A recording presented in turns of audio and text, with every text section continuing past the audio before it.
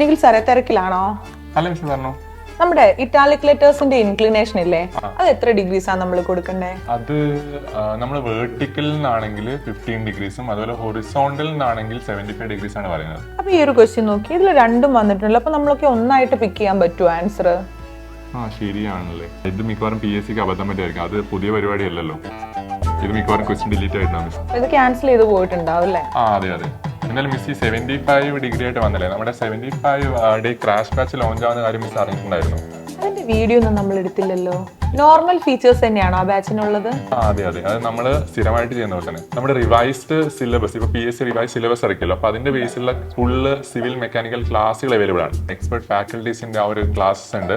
അതുപോലെ നമ്മുടെ സ്ഥിരമായിട്ടുള്ള ടോപ്പിക് ടെസ്റ്റുകൾ, സബ്ജക്ട് ടെസ്റ്റുകൾ, അതുപോലെ എക്സ്പെർട്ട് മെന്റർഷിപ്പും ഈ ഒരു ബാച്ചിന്റെ അകത്ത് അവൈലബിൾ ആണ്. ഇത്രയൊക്കെ ഫീച്ചേഴ്സ് ഉണ്ടായിട്ട് നമ്മൾ എല്ലാവരും ഒന്ന് അറിയിക്കണ്ടേ? സാർ വന്നേ, നമുക്ക് അതിന്റെ ഒരു വീഡിയോ എടുത്തിട്ട് വരാം.